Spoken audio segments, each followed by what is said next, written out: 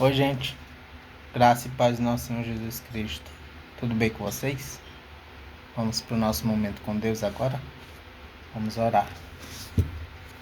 Pai querido, Pai bendito, Pai de amor, Pai de misericórdia. Senhor, te louvamos, Senhor, porque Tu és bom, Tu és misericordioso, meu Deus. Tu és maravilhoso, Pai amado. Tu és fiel a nós, Senhor. Mesmo, Senhor, nós te traindo todos os dias, Pai.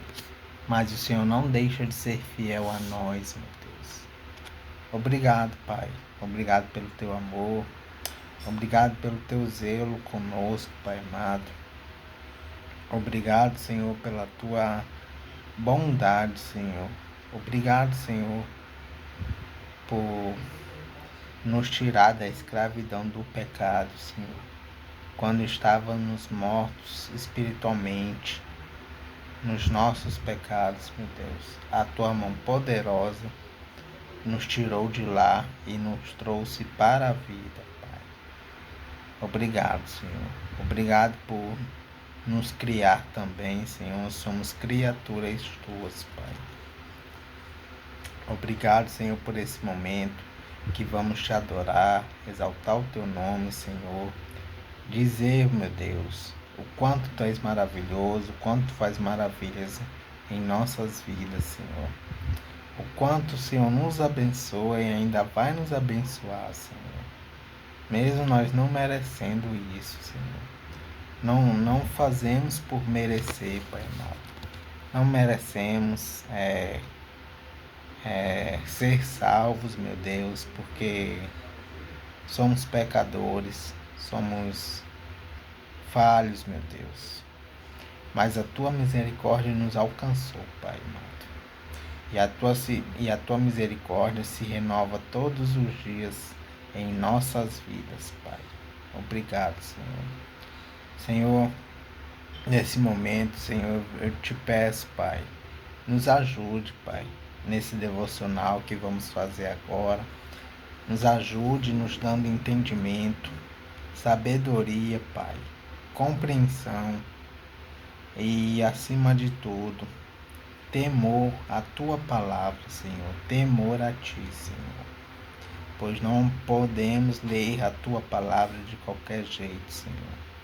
A Tua palavra é santa, Senhor, assim como todos os Teus atributos são santos, meu Deus. Então temos que ter respeito à Tua palavra, temos que Te adorar, Senhor, em espírito e em verdade, Pai. Em nome do Teu Filho amado Jesus. Amém. Vamos pro devocional em Spurgeon, Charles Spurgeon.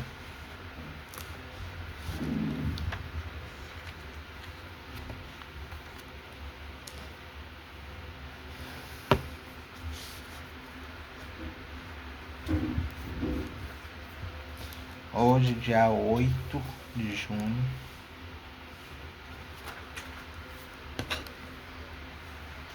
E o devocional de hoje é referente a 1 Crônicas, capítulo 5.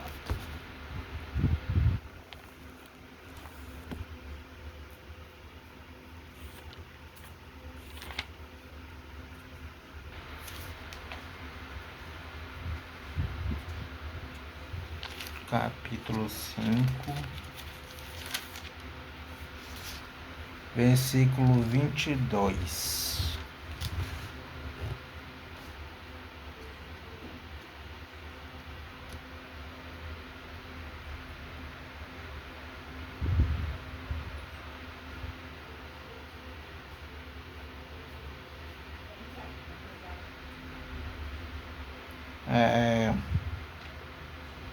Vamos ler do versículo 18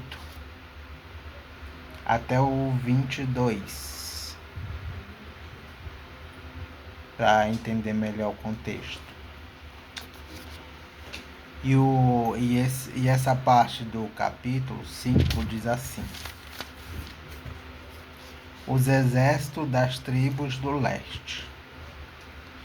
Nas tribos de Ruben, de Gade e de Manassés do leste, havia 44.760 soldados, bem treinados no uso de escudos, espadas e arcos e flechas. Eles fizeram guerra contra as tribos agaritas de Getur, Nafis e Nobade. Pediram a ajuda de Deus e confiaram nele, e por isso ele respondeu às suas orações e lhe deu a vitória sobre os agaritas e os seus aliados. Eles tomaram dos inimigos 50.000 camelos, 250.000 ovelhas e 2.000 jumentos, e levaram 100.000 prisioneiros de guerra. Versículo 22. Mataram muitos inimigos, porque a guerra era da vontade de Deus. E ficaram morando naquela região até a época em que o povo foi levado como prisioneiro para fora da sua terra.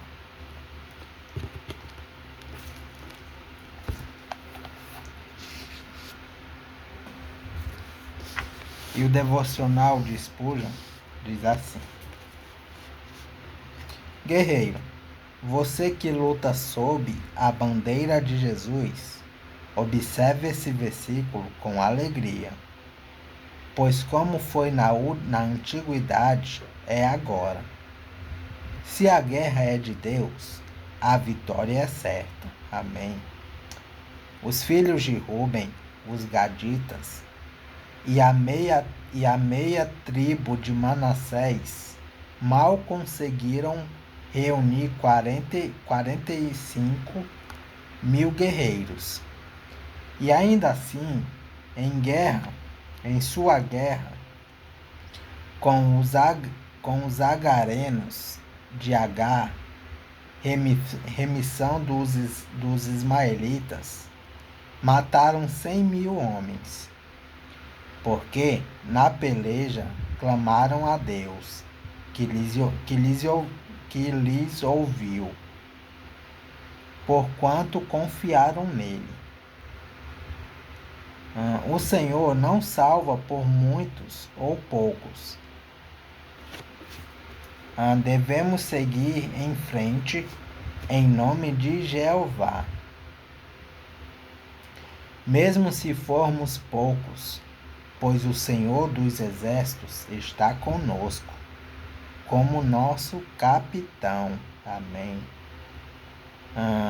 Não negligenciaram o escudo, a espada e o arco, mas não colocaram sua fé nas armas. Precisamos usar todos os meios de lutas, e nossa confiança precisa estar só no Senhor.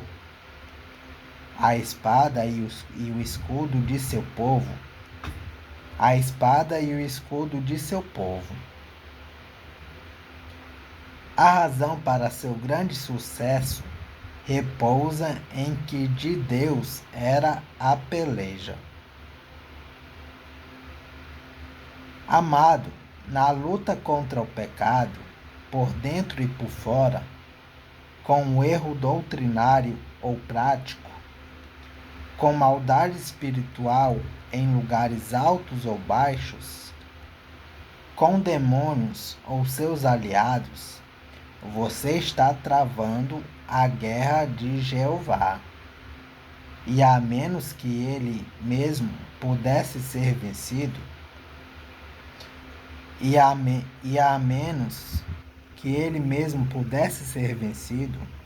você não precisa temer a derrota. Não trema perante números superiores. Não se encolha perante dificuldades ou impossibilidades. Não vacile pelas feridas ou morte. Golpeie com a espada de 2 gumes do Espírito e os mortos cairão aos montes. A peleja é do Senhor, e ele entregará seus inimigos em suas mãos. Com pé firme, mão forte, coração indômito e zelo inflamado,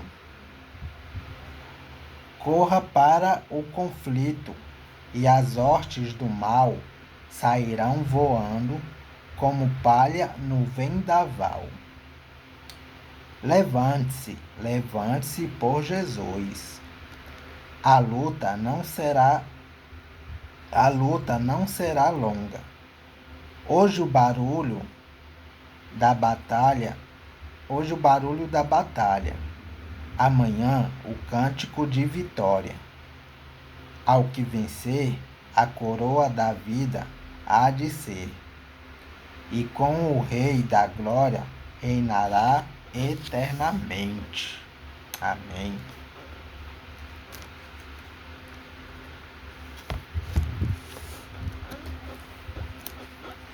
Vamos para a leitura em Neemias.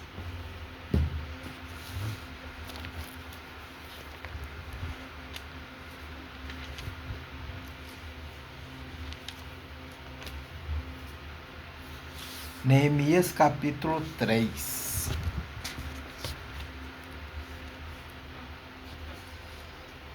A introdução do capítulo diz assim: a reconstrução das muralhas, que vai do capítulo 3, versículo 1 ao 32. A reconstrução das muralhas começou no norte da cidade, no portão das ovelhas, versículo 1.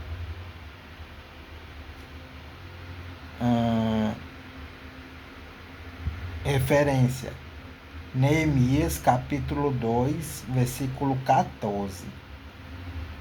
E continuou em sentido anti-horário, na direção oeste e sul, terminando onde tinha começado, no portão das ovelhas. Versículo 32.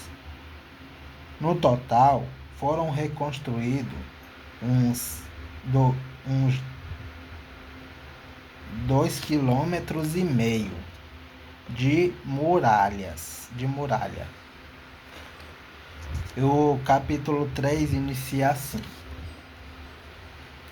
as muralhas da cidade foram reconstruídas da seguinte maneira: Eliasibe, o grande sacerdote, e os seus colegas sacerdotes reconstruíram o portão das ovelhas.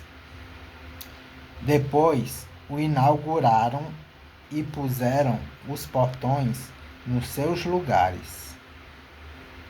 Eles reconstruíram as muralhas até a Torre do Cem e até a Torre de Ananel. Os homens de Jericó construíram o trecho seguinte. Zacu, filho de Inri, conquistou o trecho seguinte. O grupo de famílias de Asenaá construiu o portão dos peixes.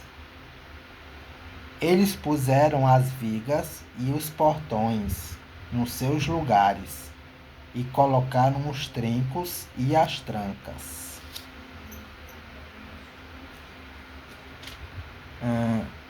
As 3 partes seguintes foram construídas por estes homens.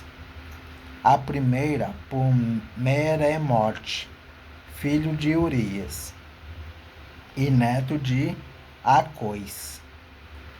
A segunda por Mesulam, filho de Berequias e neto de Mesezabel.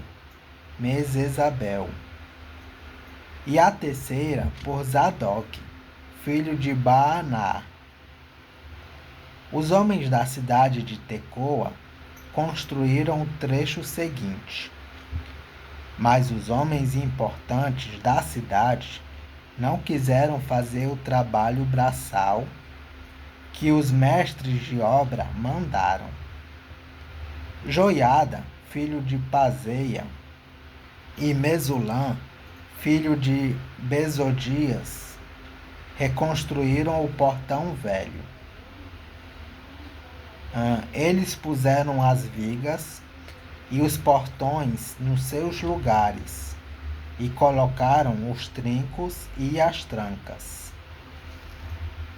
Melatias de Gibeão, Jadom de Merenote e os homens da cidade de Gibeão e de Mispa construíram o trecho seguinte, chegando até a casa do governador da província do Eufrates Oeste. Uziel, filho de Araías, que era Ouvires, construiu o trecho seguinte. Ananias, que era perfumista, construiu o trecho seguinte até a muralha larga.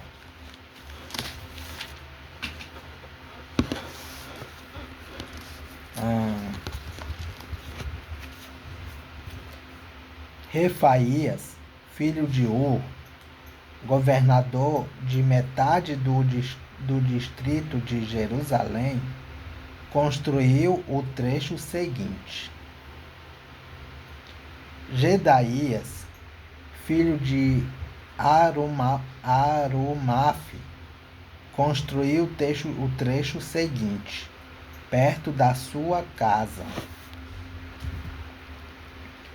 Atuz, filho de Azabneias, construiu o trecho seguinte. Malquias, filho de Arim, e Assub, filho de Paate-Moabe, construíram o trecho seguinte e a Torre dos Fornos. Salum, filho de Aloés, governador da outra metade de Jerusalém, construiu o trecho seguinte.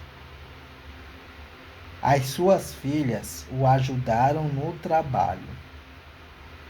Anum e os moradores de Zanoa reconstruíram o portão do vale. Eles puseram os portões no lugar, colocaram os trincos e as trancas e construíram 500 metros de muralha até o portão do lixo. Malaquias, filho de Recabe, governador do distrito de Bet-Aquerem,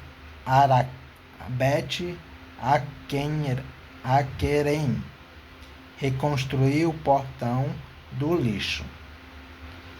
Ele pôs os portões no lugar e colocou os trincos e as trancas. Salum, filho de Col-Ozé, governador do distrito de Mispa, reconstruiu o portão da fonte. Ele fez uma cobertura, pôs os portões no lugar e colocou os trincos e as trancas.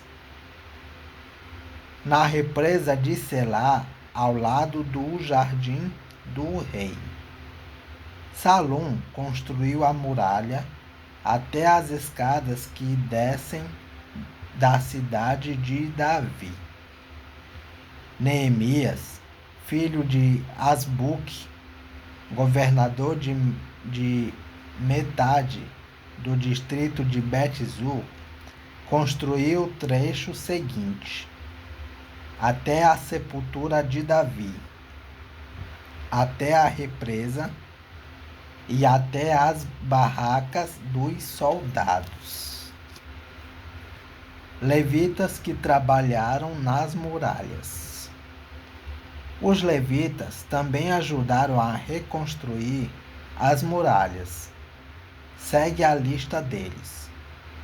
Reum, filho de Bani, construiu o trecho seguinte. Asabias, governador de metade do distrito de Keila, construiu o trecho seguinte. Bavai, filho de Enadad, governador de outra metade do distrito de Keila, construiu o trecho seguinte. Ezer, filho de Jesua, governador de Mispa, construiu o trecho seguinte em frente do depósito de armas, até o lugar onde a muralha faz esquina. Baruque, filho de Zebai, construiu o trecho seguinte, desde a esquina da muralha até a porta da casa de Eliasibe, o grande sacerdote. Meremote, filho de Urias e neto de Acós, construiu o trecho seguinte, desde a porta da casa de Eliasibe até o fim da casa. Sacerdotes que trabalharam nas muralhas. Os sacerdotes também ajudaram a reconstruir as muralhas. Segue a lista deles. Os sacerdotes que moravam em redor de Jerusalém construíram o trecho seguinte. Benjamim e Assub construíram o trecho seguinte, em frente das suas casas. Azarias, filho de Maazéias e neto de Ananias, construiu o trecho seguinte, em frente da sua casa. Binuí, filho de Enadad, construiu o trecho seguinte, desde a casa de Azarias até a esquina da muralha. Palau, filho de Uzias, construiu o trecho seguinte, começando da esquina e da torre do palácio de cima, perto do pátio da guarda. Pedaías, filho de Paróis, construiu o trecho seguinte, até um lugar no leste, perto do portão das águas e da torre que guarda o templo. Isso ficava perto daquela parte da cidade chamada Ofel, onde moravam os homens que trabalhavam no templo. Outros construtores. Os homens da cidade de Tecoa construíram o trecho seguinte, que era o seu segundo trecho, desde um ponto no lado contrário à grande torre que guarda o templo até a muralha perto de Ofel. Um grupo de sacerdotes construiu o trecho seguinte, saindo do portão dos cavalos e continuando para o norte. Cada um deles construiu em frente da sua própria casa. Zadok, filho de Imer, construiu o trecho seguinte, em frente da sua casa. Semaías, filho de Secanias, que era o guarda do portão leste, construiu o trecho seguinte. Ananias, filho de Selemias, e Anum, o sexto filho de Zalaf, construíram o trecho seguinte. Este foi o segundo trecho que eles construíram. Mesulam, filho de Berequias, construiu o trecho seguinte, em frente da sua casa. Um ouvires chamado Malquias,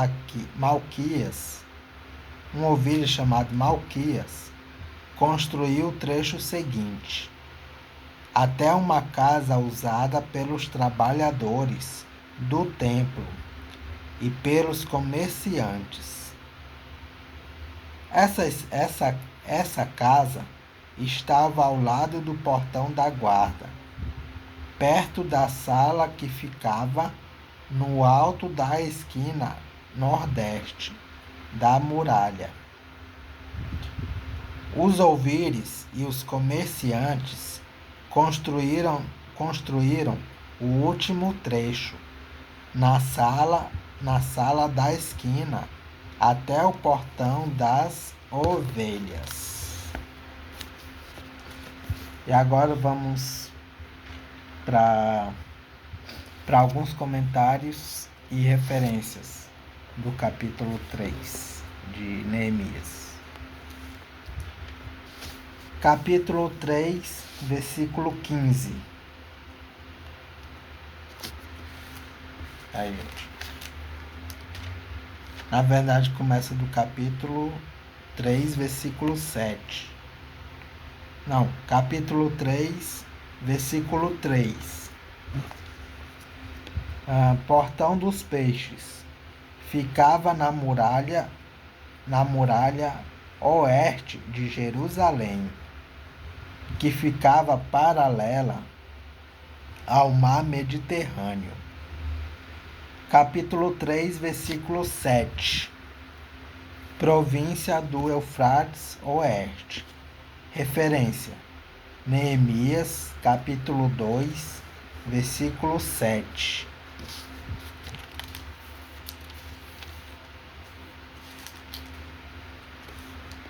Capítulo 3, versículo 15. Cidade de Davi. A parte mais antiga de Jerusalém. Referência: 2 Samuel, capítulo 5, versículo 7. Capítulo 3, versículo 16. A sepultura de Davi. Referência: 1 Reis, capítulo 2, versículo 10. Ali foram sepultados também os outros reis de Judá. Referência: 2 Crônicas, capítulo 32, versículo 33. E por fim, capítulo 3, versículos 25 e 26.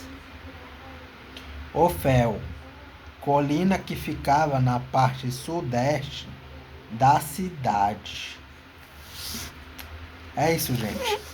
Alguns comentários e referências do capítulo 3 de Neemias.